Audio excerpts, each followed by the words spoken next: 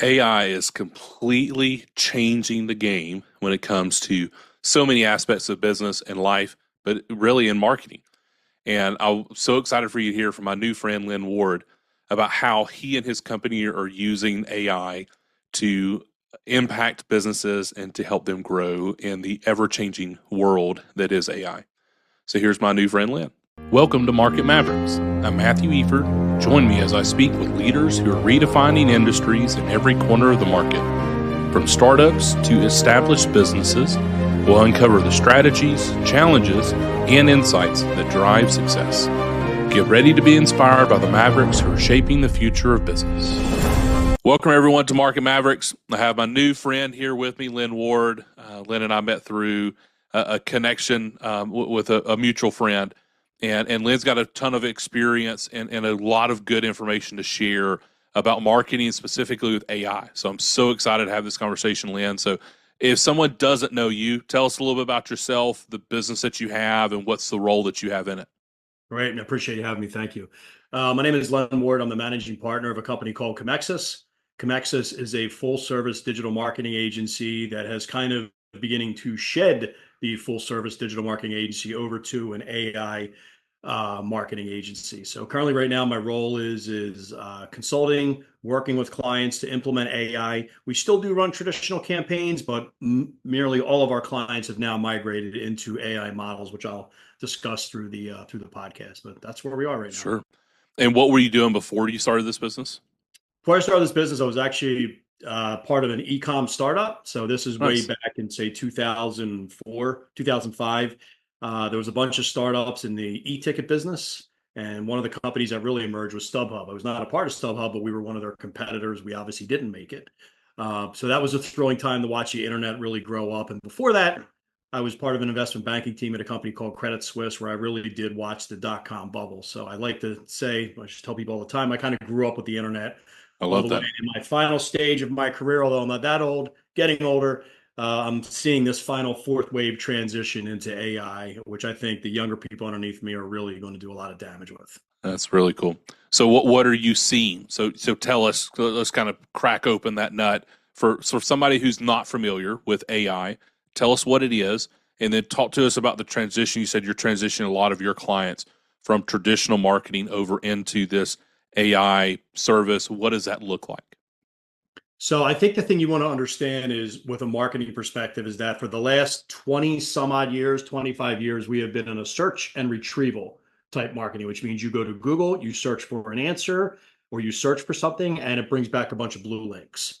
Okay. We are now shifting over to what is now called question and answer solve my problem. So you ask Siri, you ask Alexa, which they're not really too strong right now, but you ask an AI model, which I'll touch into, and say, I have a problem to solve. And it comes back immediately with your solution. So no more kind of like scrolling through links and so forth. Artificial intelligence is what it is. It's basically artificial intelligence. It's where there are basically super stacks of and clusters of computers that process enormous amounts of data and help you get to a solution as fast as they can. The thing that I think business owners and people want to take away from is within the AI industry, there's something called LLMs, and those are large language models. They are Okay. also ChatGPT, Claude, Google Gemini, Grok on X, and even Llama on Twitter. Okay. And those are ones where basically that interacts with you via text, although now all of them are now rolling out voice. And again, those things, how they work is they've crawled every single piece of data that's ever been created and is accessible to them, AKA the internet, YouTube, things like that. You ask it a question, or you tell it your problem, or you're trying to work on something, and it will bring back information that it has crawled and what it believes will be the relevant right answer for you. So I hope in a nutshell that kind of makes sense. Yeah, no, that definitely does. So for a small business owner, you've played around with ChatGPT. You may have seen Gemini pop up when you do a Google search. Like what is the impact going to be right now, and then what are you anticipating over the next 5 to 10 years that this impact is going to have?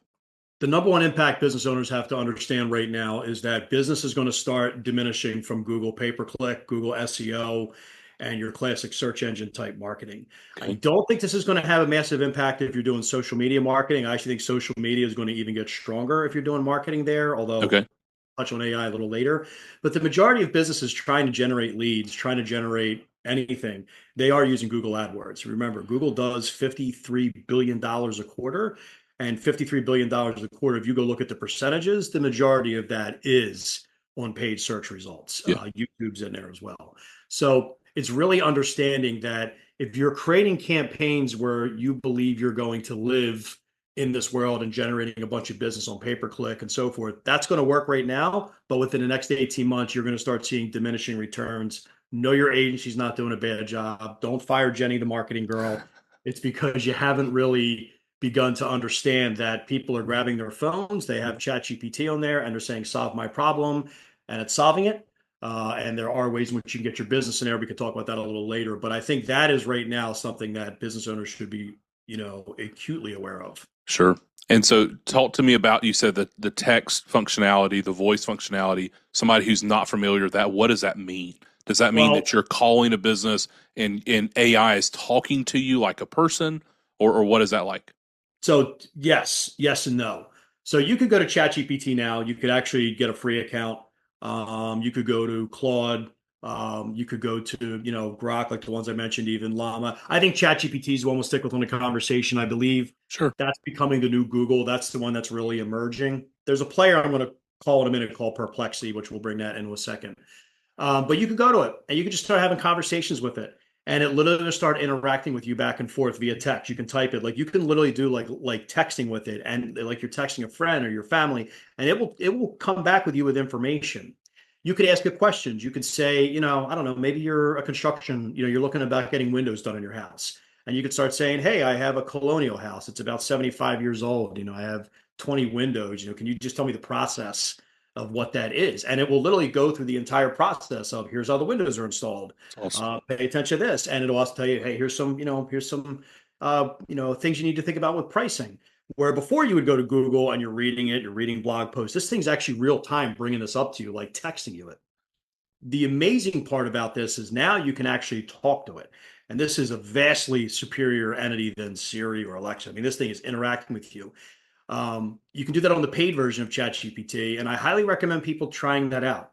Ask it, start interacting with it, ask it questions. Maybe if you're a business owner, interact and say, hey, I'm thinking about marketing a new product, or I'm thinking about streamlining my business. Talk to it. It'll actually have a conversation with you back and forth. You can pick your own voice Wow. and so forth. But it's amazing that this voice and this LLM, which you can do custom GPTs, we'll touch on in a minute, will become your most valuable employee, bar none, the minute you start interacting with it and training it. You're going to find yourself with a computer on your desk if you're a business owner, and you're going to have that ready to go, and it will interact with you. No, tinfoil hat is not on. No, this isn't aliens. This is happening right now, and a lot of businesses are really starting to separate themselves from the pack who are really engaging with this. So, the example with ChatGPT that you brought up about the house, one thing that my wife and I did is we were looking to plan a large camping trip with our boys. Mhm. And I just gave it some parameters. I said, we want to go for this many days.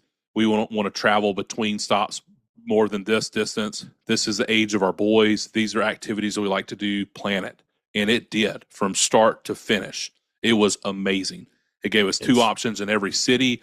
It was like, here's where you need. I mean, it was unbelievable, and it was instantaneous. Where normally you'd have to go to a travel agent or you'd have to do blogs and all the searching. So it's a pretty amazing functionality. But talk to me about the employer side. Okay, so you said you have an employee sitting there; it's the most valuable employee. How are employers using ChatGPT or an LLM to gain efficiency in their business? So yeah, just to touch on your camping trip. So there's the buzz that ChatGPT is about to release what's called a travel agent. Mm, And so let's just say you're booking that and you're looking at that entire camping trip. The buzz is, whether it's going to happen or not, I don't quite know, that they're actually going to be able to book that entire trip for you. that's It's going to amazing. That would identify, be incredible. right? Like you're done. So it's going to know, and I'll touch on the actual future in a minute. But it's going to know what credit card to use, what points to use. It's going to know, it's going to book everything. It's amazing. That is where it's going, where you're going to say done, and you're going to walk away, and you have the cheapest, most efficient trip that you possibly could plan out there and not even think about it. Wow. So The question is how, and I don't know when. I think that they're talking 2025, so I think Okay. it's close. How employees are using it. So how I think one of the best ways employees or employers are using it right now, business owners are crunching a lot of large data. Let's just say you're using a CRM. Let's just say you have a lot of past clients. You can kind of start pushing all of that data in there. You can upload simple files in there. You can actually construct an LLM to what's called a custom GPT, where you train it to believe it's actually your employee, and you upload all of these documents. And you can literally start talking to it and say, hey, can you run through quarter 4 numbers right now? Is there any inefficiencies you're identifying? As it's being trained, as it's learning, it will act as your CFO. It will act as your CMO. It will act Wow. as a CEO. You just have to train it to do that. I would say maybe 5% of companies are doing that right now, and they are seeing tremendous results. Now, a lot of people come back and say, well, these things aren't accurate. Well, if you're giving it the data, you'd be surprised how accurate it is. And you have to train it. It is not infallible. You can't Sure. just sit and say, here's my P&L from last year. Tell me what to do. You have to prepare it. Sure. It's like training a new employee. It's literally like training a very talented individual, and they just have to be brought up to speed on your company. So that is the way they're using it right now.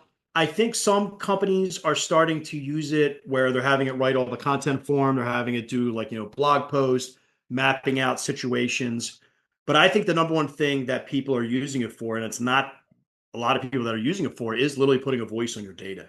And that is amazing, where no more do you have to pour through this data, bring in an analytics expert, or try to figure out what's going on. You just start asking it simple everyday questions. And so long as it has access to your data, it's going to pull information that's really going to help you make decisions fast. Wow. So where are you going to create your own custom GPT? Is that going to ChatGPT and on your account, you're just training ChatGPT, or is Yeah, it a specific somewhere else you're going? no, you're going into ChatGPT. Now, there's a couple ways you can do it. You can do it using, certain types of code. You can go into OpenAI, play in the sandbox, and you can use Python code and build that. You don't need to do that. The beauty about where we're heading with AI is that you can think about a software product. You can think about like an app, and so long as you type it in the text, this stuff's going to create it for you. Like you don't need Wow. the days of like that would be a great software product. Those are coming to an end. People are going to be creating software like left and right. Wow. Um, no, you go in the back, and it's one of the things that our company does. We do create custom GPTs for people. We create custom marketing GPTs Nice. and custom data GPTs, but it's not as hard as you think. The actual secret sauce in it is really understanding how to train it. So you actually go to ChatGPT, and on the upper right-hand side, it'll say Explore GPTs. And if you click that link, it'll then say Create a GPT. It will actually walk you through how to create a GPT. It'll talk you how to create a GPT. As long as you're uploading the right documents and you're setting a specific goal for it, that is how you do it. You train it and say, okay, well, this is my business. This is what we do. Here's maybe last year's marketing plan. Here's the employees. And you just start bringing up to speed. But it's kind of tough for me, like a couple-minute answer to kind of say Sure. how to Yeah, do yeah, it. But sure. in a nutshell, that is what you do. And then that GPT literally thinks it's an employee. It I thinks it love that. works for your company. Yeah. It's amazing. So, That's but not a amazing. lot of people are doing it. So one of the things that I saw at a conference I spoke at recently was one of the vendors there had a sales training. They were using AI for sales training, Mhm. and this individual walked through a sales script. I mean, it was amazing. That's why I asked you earlier about the voice, because her custom GPT, whatever she had created, was speaking to the person in the audience, and they were he was at the GPT was acting like a customer, and Mhm. then the person in the audience was acting like the salesperson, and they were going through their sales script, and then the moderator said to the chat GPT, she said, okay, now grade him on his sales ability, and then give him examples of how he could do better. And instantaneously, it was like, here's what you did good, here's what you could do better. And it's just like that is fascinating. Yeah. Is there a way to integrate that on the local level with a business owner, staff training, sales training? Where do you see that going? Oh yeah, you could build custom GPTs to do complete training, training seminars for your employees, complete sales scripts for your employees. It can write complete buyer's journeys for your sales staff, like okay, how do we approach them on the awareness all the way Wow. down to retention. It can do all of that stuff. Um, a lot of companies out there are coming out with a lot of products, and a lot of them are good. But what I kind of warn people is that those products are built on top of ChatGPT. So it's kind of like a wrapper is what they're called. I think what they're doing is cool. It's great. It definitely is serviceable. But just keep in mind, these products are going to be fast and furious, and some of them are going to be fly by night because as ChatGPT as it gets stronger, as it learns more, as their models get better. Actually, I think once they get to what I think they're calling it Orion ChatGPT 5, some of these wrapper type software things that are telling you they have AI, they're going to kind of go by the wayside because ChatGPT is trying to harvest all Yeah. that information in for them. But yes, right now, if you train ChatGPT, you can build custom models for sales training, employee onboarding, human resources, all of it. And I do believe companies in the next 2 years are going to be investing an enormous amount of money on getting all of this done. You're going to walk in and you're going to walk into a company of 100 people, and in 2 years' time, you're going to walk in, they're going to be down to 25 people, and they're going to have about Wow. 20 GPTs. That's how Wow. they run the business. So I think the impact on employment is being understated. I think some people are using a line, AI is not going to replace you. AI is going to replace the people who aren't using AI. I don't think that's right. I think AI is going to replace people. So my advice to people, and no matter what you're doing career-wise, embrace AI, get to learn AI, because I do think some people are going to be displaced. Now, while other jobs emerge and other roles emerge, I do believe that.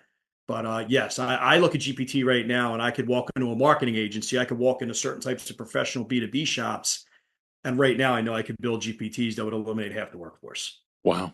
So it's scary. Wow. Yeah, it Yeah, is.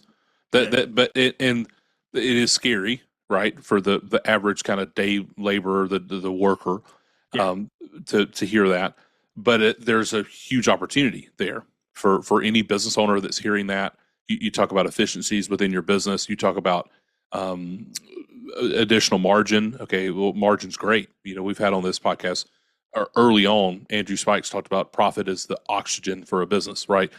So being able to have more profit gives you a lot more leeway to do things as a business owner that you want to be able to do. How does a small business owner not overcomplicate AI?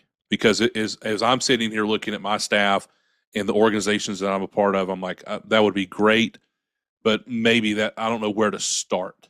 What is like a practical first step that somebody can do to start working with AI and getting involved in it? One of the best things you can do is what we call is build data rooms, and data rooms is fancy talk for Google Drive or Dropbox. Okay. You want to start organizing all of your processes and you want to start organizing all of your documentation. So if you have an entire, let's say you have 20 years of sales documentation, sales scripts, sales training, all of that documents, and let's say they've lived in your computer, they're really not online. You want to upload that into some sort of virtual room. We like Dropbox because it's easy. Yeah. And you want to do that for each section across your company, like do sales, do human resources, absolutely do marketing. Marketing is something you want to put all that in there. And then what you want to say is you want to kind of look through everything and say, all right, well, what can we do with our processes? How can we, make things a little more efficient? And more importantly, what are the results we're really looking to get out of all this information?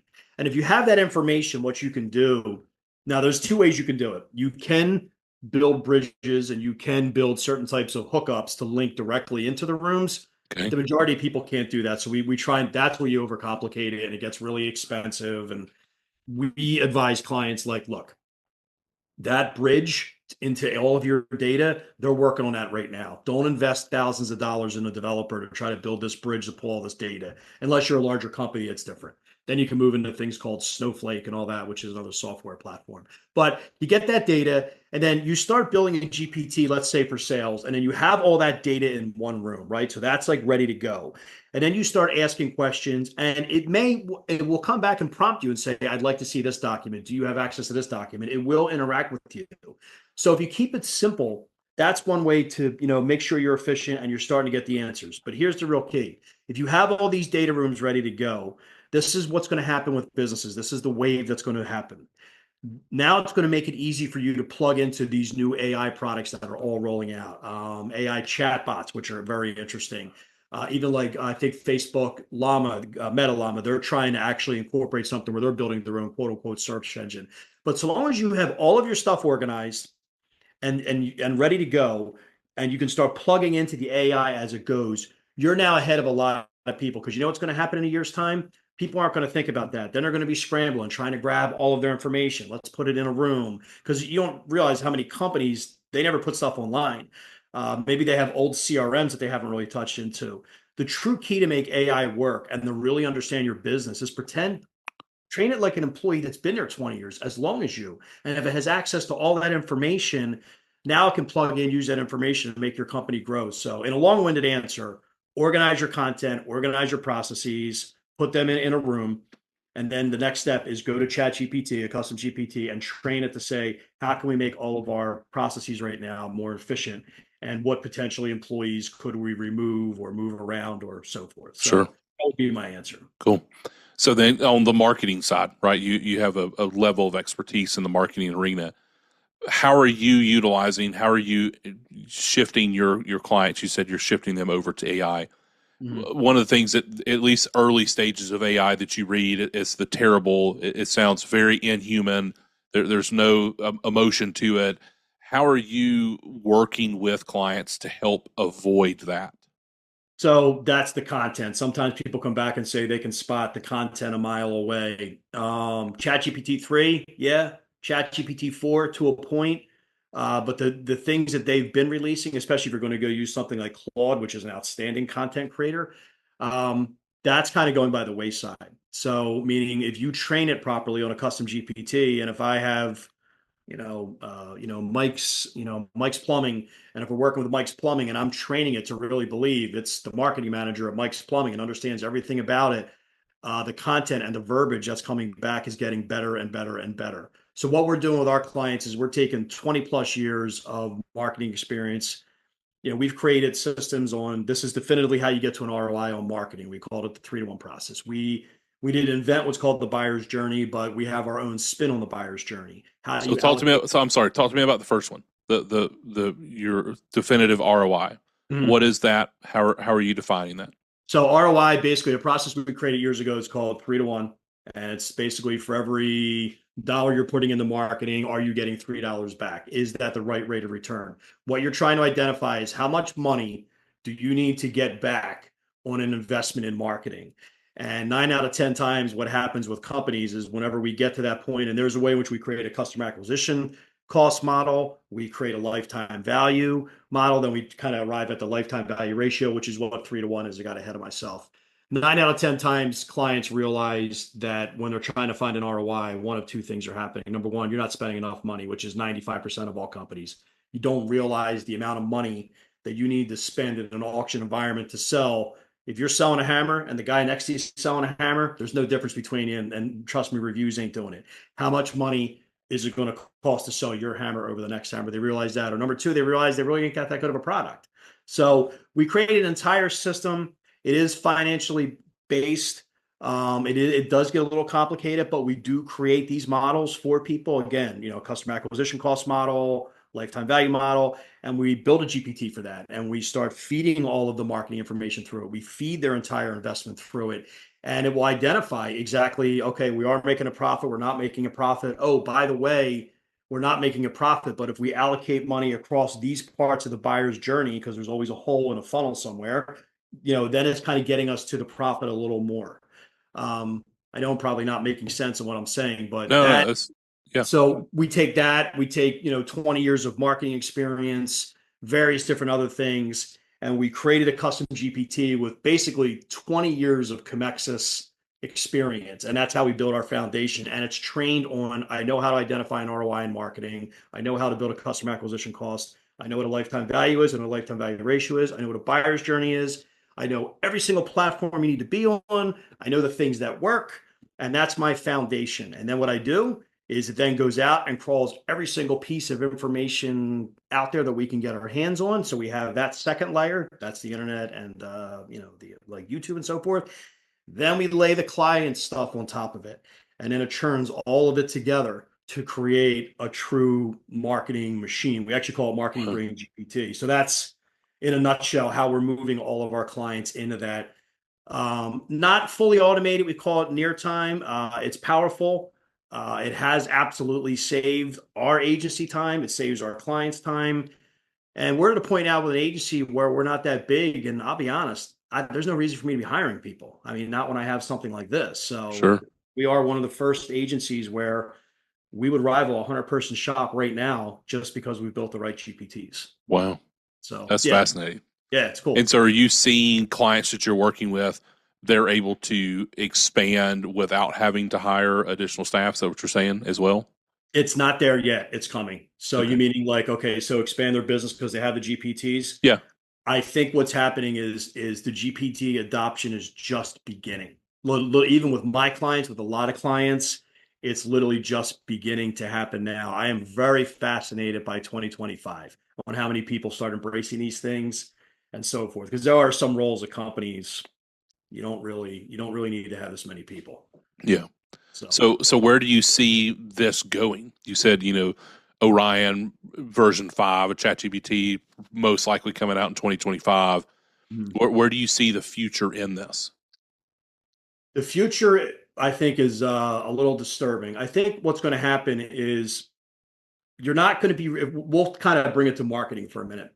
You're not really going to be marketing to an individual. I think what's going to happen are they're going to be agents that are marketing to other people's personal agents, like via their phone. I believe you're going to have, for lack of a better term, an AI co-pilot on your phone. I know Microsoft coined that term; they already took it. But you're going to have an AI co-pilot. The AI co-pilot's going to know every single thing about, you said your wife, your kids. It's going to know your credit cards. It's going to know your interests, what you like, what you don't like. It's going to know things you're looking at online. And if you are looking for a product, let's just say you and your wife want to have an addition to your house, or you guys are looking to buy a new car, camping, you're going to go in and interact with that AI chatbot, whether via voice or via text. And you're going to say, we're thinking about doing this, we're thinking about doing that. And it's going to go negotiate with all the campgrounds on the trip. It's going to go negotiate with all the gas stations, all the restaurants. It's going to Wow. negotiate with all their agents. And then it's going to come back and it's going to pick between the ones and say, this is the plan. This is what we're going to do. So marketing is going to move from human to human, which is never going to go away. But I think the real battlefield is going to be the agent to agent. Okay. And that's where it's going to get really weird because then the question comes, how the hell do we market agent to agent? And I Sure. think it start with things like data rooms and so forth. But that's what's coming. And I think that's coming way faster than people think. And I think it's going to take a lot of businesses off guard because they're not going to know what the hell to do. Sure. So you're one of the things that you're prepping your clients for is the data rooms. You're Yeah. preparing them for that stage, which is great. So I'm in the home services space. That's where a couple of my businesses are. Um, AI is definitely going to impact our business, but the day labor part of it is going to be challenging to see. Doesn't mean it's not going to happen, but where do you see this in the let's take home services for instance? How do you see AI impacting home services in the long run? I think it's going to impact your back end. I think it's going to impact the offices, the billing. I think it's going to impact your marketing. I think it's 100% going to impact your sales. I believe the days of people coming to the house and so forth, which will still happen to get a roof quote and a window quote, that's that's going to go by the wayside. I Wow. think you're going to be able to literally go to your agent or you're going to go to a live chat. You're going to tell them what it is. And AI is going to get to the point where it'll probably, okay, I need to get, a new roof done. It's going to look at what it's going to sound crazy, but I've already heard this. It's going to look at weather patterns that have happened over the last 10 years, weather patterns that potentially could have caused roof damage. It's going to identify, hey, they're probably going to need 25% new wood up there before the roof goes on. Um, Wow. this is the quote we're going to come at. And I do think if you're in a sales role in this, I'm not saying you're going to be eliminated, but I do think your role will get potentially reduced, or you're probably going to have to work with the AI agent. Actually doing the work, I can't see that ever going away.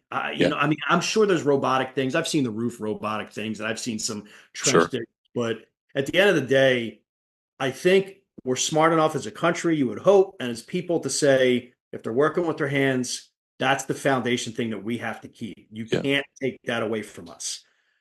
So I'll be honest, it's one of the reasons why I've pushed my kids into work with your hands, start learning a trade. Sure. I'm a college educated guy, but I do, when you look out at the horizon, I have genuine concerns about, in the B2B service industry. But when I look out at people working with their hands from AI, I'm not concerned about that. But the other So then stuff, what will make us stand out? So if we're in that futuristic. I mean, we're obviously talking about looking into a glass ball, which neither one of us, or a crystal ball, which neither one of us have. We're making, hopefully, informed speculation of what is coming with what we're currently seeing. But how does my business stand out? How can I be prepped for that? Is it just the data rooms? Is that helping me show up in bigger search results, or what are some things that I can do to prepare myself on the customer can still find me, or the chat GPT can still find me in 2025 and in the future? So that's a great question. So I believe one of the data rooms that companies have to start creating is a vast reservoir of question and answer type data. So when they're telling you, oh, SEO is going to go away and content's going to go away, content is the oil of AI. It's the oil of LLMs. But your content has to shift over to question answer. Don't dictate an answer to somebody. Don't write, 5 reasons why you have to, update your sunroom tomorrow. Go look at a sunroom, identify top questions that clients typically ask you, and start creating content on that. Have the LLM create the content for you. So that Q&A is the type of content that I think is going to start helping you get discovered in some of these LLMs, because they're like, okay, that's definitive, that's right, that's a good answer. And again, I'm going to come back to perplexity in a minute to answer that. The second thing is something to stand out right now is putting an AI chatbot on your website. An AI chatbot on your website will crawl the entire website, every single thing you have, and will interact with the individual if they're typing questions. So no matter what you have on your website, it will interact, and you can keep it right there. The other thing I recommend is plugging into these data rooms. That's a very easy plug-in, and it can start pulling that. Like, my wife and I are thinking about, getting an addition to the house. We have 2 kids, and you start asking a question. As long as you have that information in these data rooms, it can start interacting and get that family all the way down to the point of you kind of know what they want. So as the salespeople still being there, think about how hot that lead is when an Yeah, individual is literally all the way down yeah, the road. Like, oh, that's pretty good. So right now, integrating an AI chatbot, and move away. The home service mentality is get that lead, get that lead. I get it, and that's why those live chats are good. But people are now smarter. They're coming to you with more research, and respect that an individual is going to show up with you because they're armed with ChatGPT. I'm not saying they're as smart as you when it comes to roofing or plumbing. They're not, but they have an idea of what's going on way more than yeah. people did in the past. So if you create those data rooms, have an AI chatbot on your website, I think that is what's really, really going to help, because that's going to start. If you go to LLMs like ChatGPT, and there's something in there called search-GPT, where it actually searches the internet for you, you're going to start seeing your information getting pulled, if you're doing it right. Over to Perplexity. Perplexity is something your users should understand. That's the future of search engines. Okay. So if you go to Perplexity, I don't know if you've ever used it or not. You I can. have not personally, no. It's all. I'll tell you this right now. I tell this to everybody. The minute you use Perplexity one time, you will never go to Google ever again in your life. You're done. It's a Google killer. Well, So it basically lives on top of an LLM like ChatGPT, or you could use Claude, and it pulls all of the information that it's ever aggregated to give you question and answer type response, as opposed to give me 25 plumbers near me, yeah. which that people are like, I got a leak coming under my sink in the kitchen. I don't know if it's a drain pipe. How much is this going to cost, and who can fix it?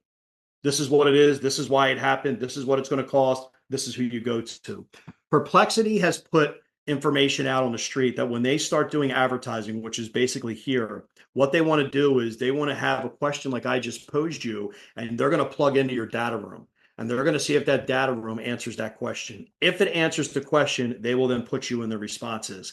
That's the new Wow. version of pay-per-click. So trying to bullshit people, come up with these blogs that make no sense. It's like, did you answer the question? And it's going to vet if your answer is right. If your answer is right and you spend enough money, that's how you're going to go. Vastly different than Mike's plumbing service. We service 24/7 calls. Like, Yeah. all that is moving over to what I just said. So Perplexity, if there's anything you do today, walk away and go look at Perplexity and get a good look at where the future is, because that future is here. And so the data rooms that we're creating, the Q&As that we're doing, we're not having to put a blog. You mentioned a blog. We're not having to do a blog post on our website to get that information out there. If we have it in our Google Drive or our Dropbox Drive, or the LLMs, are they able to pull from that data They have or to have access to that data. So so a couple of ways so it depends on how they have to have access to that data. I think that's the wonky part that everybody's trying to figure out right now. sure, So, we've noticed that when we tap a live chat into a data room and we allow the live chat to crawl chat GPT and the client's website, we have noticed clients are starting to show up in the LLMs. okay, We don't know if that's us. We don't know whatever it may be. The other sure, thing I've noticed is that when I've went to Perplexity and I asked multiple questions about things, especially about a specific company, and then I ask about the company and I start going on and on about the company, when I come back to Perplexity in like a hidden incognito mode, which you can do, and yeah, I ask about the similar question, it will start pulling that company. So I'm teaching it about wow, that. I wouldn't stop writing blogs on your website. I wouldn't stop all SEO. I would continue doing what you're doing, but I think 100% there has to now be reduced to maybe 75%. And 25% is, let's start creating content in these rooms. Let's just start building up these rooms. And we know we're not going to get any SEO value from it, but they're going to use our AI chatbots for right now. yeah, And then as you build custom GPTs, we're going to start using this content within the custom GPTs because there's a little toggle in your custom GPT where it's like, would you like to share your information and your interactions with OpenAI so we can make our model stronger? That little key right there is pulling your information where you can start cool, getting results. We're like, oh, okay. So it's like the actual dawn of the internet where 20 some odd years ago, you just put your company directory and the search engine found you. In a really weird hybrid way, that's where we are right now. Companies should start really looking down that road now. wow, that's fascinating. Yeah, So Len, I appreciate your time. This is I've got several marching orders on my end that our team's going to be working on. great. If somebody's interested in knowing more about you, about working with you on the marketing space, they say, "Hey, this sounds great. It is way outside of my wheelhouse. I want to work with Len." How do they get connected to you? How do they use your services? So just go to comexis.com and just simply fill out a contact form. The fastest way we work with people is just basically an old school consultation. Let's sit on a consultation. Let's develop an AI roadmap and let's see exactly an AI readiness map. And let's see if a custom GPT is your answer. Maybe you just need a live chat or a chat bot to start. Maybe we just have to organize all of your content. Maybe we need all three, which we call Comexis AI Connect. But just starting off with a simple consultation, and then we consult with you to get you to where you need to be. And we make the complicated uncomplicated and prepare you for where we're going to be headed in the next year. I love it. I love it. Well, Len, brother, I appreciate your time very much. Thank you. Thank you for sharing. Again, it's amazing the future that we are currently in and where it's going. So I appreciate you spending some time speculating on what the future holds. Thank you, everybody, for joining us here on Market Mavericks. We'll see you soon. Thank you for joining us on this episode of Market Mavericks. We hope you're walking away inspired and ready to take your own adventure to the next level. Don't forget to follow the show to keep up with our latest episodes. And if you enjoyed today's conversation, make sure to subscribe, share it with others who could benefit. And hey, if you know a market maverick who has a story that needs to be heard, please drop their name in the comments. We would love to bring their insights to the show. Until next time, keep pushing boundaries and leading with purpose.